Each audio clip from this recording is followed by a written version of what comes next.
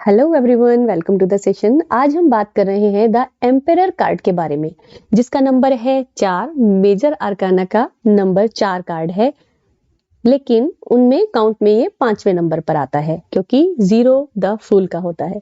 तो आज हम बात कर रहे हैं द एम्पेरर के बारे में, जिसमें हम ये देखेंगे कि अगर ये कार्ड हम कहीं पर रीडिंग कर रहे हैं और उसमें लव रिलेशंस के लिए आता है या फिर प्रोफेशन के लिए, करियर के लिए या फिर किसी और क्वेश्चन के लिए पूछा जाता है, तो इसका आंसर क्या होगा। साथ साथ में अपने आप अगर हम अपने लिए इसको रीड करते हैं तो किस तरह से हम इसको एनालाइज कर सकते हैं। तो वीडियो को पूरा जरूर देखिए, चैनल को सब्सक्राइब कर लीजिए और चलिए शुरू करते हैं। द एम्पेरर कार्ड जिसका नंबर है 4।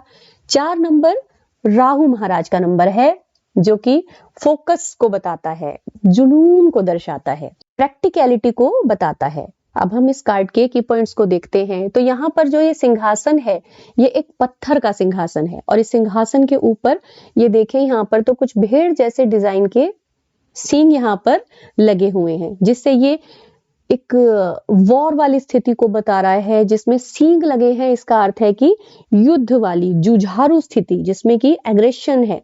और साथ ही साथ अगर हम पोजीशन को देखें, जिस तरह से बैठे हैं, तो डेडिकेशन है। इनकी दाढ़ी को देखें, एज जो पता चल रही है उसको देखें तो एक्सपीरियंस है।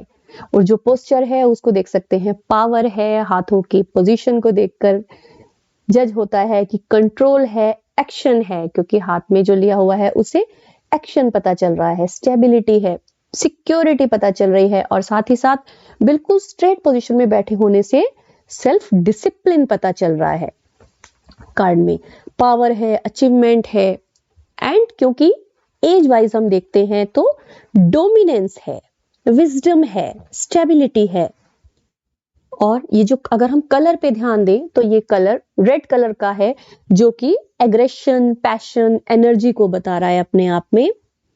और साथ ही साथ जो एक पोजीशन और जो हमें नजर आ रहा है एक एज को देखते हुए भी और पोस्चर को देखते हुए, तो हमें दिख रहा है कि ये डोमिनेशन है, एक लो अबाइडिंग पर्सन है।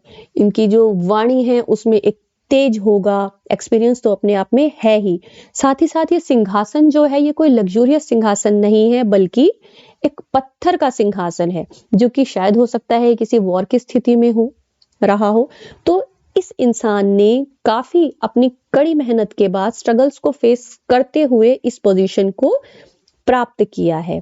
यानी चैलेंजेस थे, लेकिन उसके बाद कामयाबी है। इनके अगर आप शूज को ध्यान से देखें तो एकदम पॉइंटेड शूज हैं, जो कि एकदम शार्प डिसीजंस को बता रहे हैं कि शार्प डिसीजंस के बाद शार्प स्टेप्स लिए गए हैं।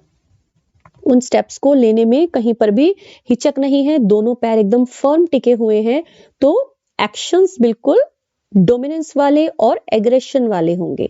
और एक तरह से हम देखते हैं कि ये एक फादर फिगर को भी डिनोट करते हैं कि हाँ, कोई फादर फिगर आपके आसपास ऐसा हो सकता है जिस क्वेश्चन को हम पूछ रहे हो।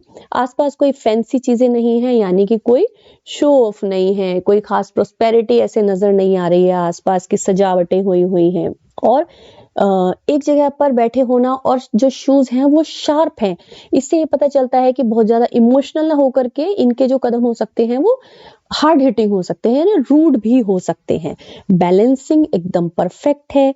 और जैसे कि देख के लग रहा है, क्योंकि इनके हाथ में कुछ एक स्टिक है, इससे पता लग रहा है कि किसी ऑर्गेनाइजेशन को या गवर्नमेंट को, किसी बड़ी एनजीओज को, किसी बड़ी कंपनी को ये हैंडल कर रहे हो, या फिर किसी बड़ी बड़ी सिचुएशंस को ये हैंडल करने में माहिर हैं।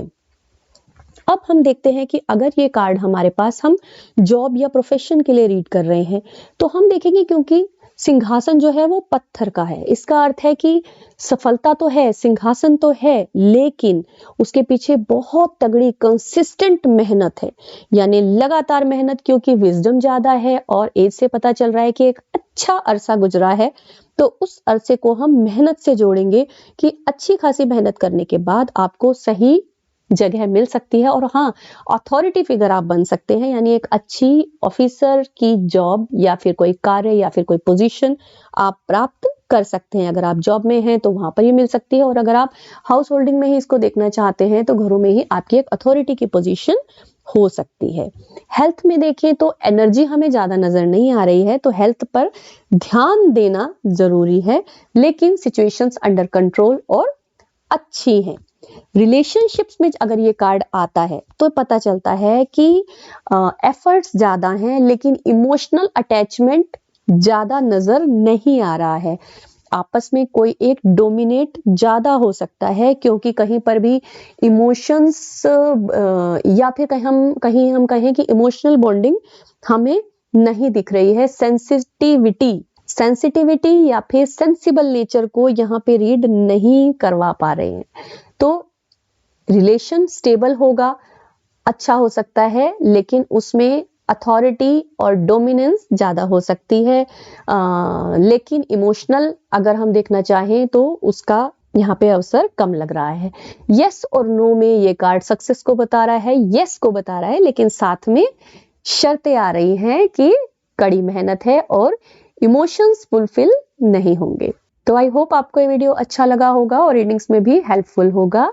अच्छा लगा है then do like, share, comment and subscribe the channel for such more videos. Thanks for watching. Namaste.